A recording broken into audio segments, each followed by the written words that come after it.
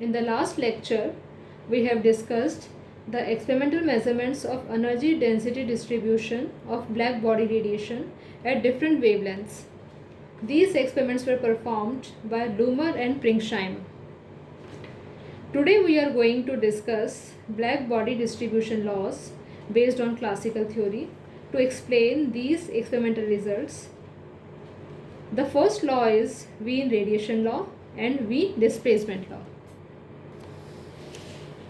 Wien radiation law, Lummer और Pringsheim ने जो एक्सपेरिमेंटल रिजल्ट्स प्रेजेंट किए थे उन्हें सबसे पहले वीन ने एक्सप्लेन करने का प्रयास किया है। वीन के अनुसार किसी दिए हुए ताप पर वेवलेंथ लैम्डा और लैम्डा प्लस डी लैम्डा के बीच रेडिएशंस के लिए एनर्जी डेंसिटी यू लैम्डा को इस प्रकार लिखा जा सकता है।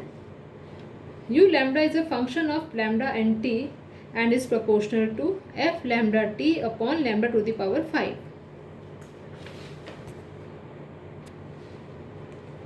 f lambda t का मान ज्ञात करने के लिए वीन ने Maxwell Boltzmann energy distribution function का उपयोग किया और f lambda t को इस प्रकार लिखा है f lambda t is equal to exponential minus a upon lambda t। इसे बोल्ट्जमैन फैक्टर भी कहा जाता है। इस प्रकार यू लैम्डा हो जाता है a upon lambda 5 exponential minus a upon lambda t। इस एक्सप्रेशन में स्मॉल a और कैपिटल A दोनों कांस्टेंट्स हैं। इनका मान निकालने के लिए हम इस लॉ को एक्सपेरिमेंटल मेजरमेंट से कंपेयर करते हैं और फिर इन कांस्टेंट्स का मान निकाल सकते हैं। This is Wien radiation law, इसे वीन का विकिरण नियम भी कहते हैं। हम जानते हैं कि lambda is equal to lambda maximum पर यू लैम्डा का मान अधिकतम होता है, इसलिए हम लिख सकते हैं D U lambda by D lambda is equal to 0। इसको यूज़ करने पर जो एक्सप्रेशन हमारे पास आता है वो है lambda maximum T is equal to a by 5 which is a constant. Therefore lambda maximum T is equal to b। This is Wien displacement law, इसे वीन का विस्थापन नियम भी कहते हैं। इस प्रकार हमारे पास दो इक्वेशंस हैं, equation 1, equation 2। Equation 1 is Wien radiation law and equation 2 is Wien displacement law. Failure of Wien radiation law for larger wavelengths. Now we will discuss how Wien radiation law fails to explain the experimental results for larger wavelengths. U lambda is equal to a upon lambda 5 exponential minus a upon lambda t.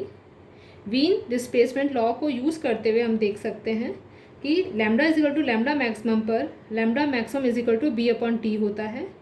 You lambda में इसे substitute करने पर हमें जो expression मिलता है वो ये है U lambda which is a function of lambda maximum and T is equal to a t to the power 5 upon b 5 exponential minus a upon b।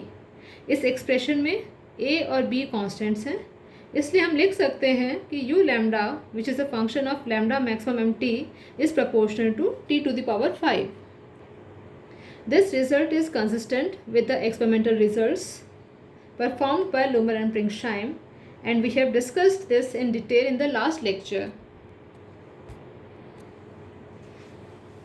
u lambda में लैम्डा की दो टर्म्स आती हैं, लैम्डा टू द पावर 5 और exponential minus a upon lambda T. इसलिए अगर हमें lambda के साथ यू लैम्डा के बिहेवियर को स्टडी करना है तो हमें इन दोनों ही टर्म्स के कंट्रीब्यूशन को समझना पड़ेगा। For smaller wavelengths exponential minus a upon lambda T is large and contributes more. Therefore at smaller wavelengths u lambda increases with lambda. Smaller wavelengths पर exponential minus a upon lambda T एक बड़ी term है, इसलिए इसका contribution ज़्यादा होता है और हम देख सकते हैं कि स्मॉलर वेवलेंथ्स पर यू लैम्डा लैम्डा के साथ साथ बढ़ता चला जाता है। For larger wavelengths exponential minus a upon lambda T is very very small and in this range lambda 5 dominates. Therefore u lambda should decrease at larger wavelengths.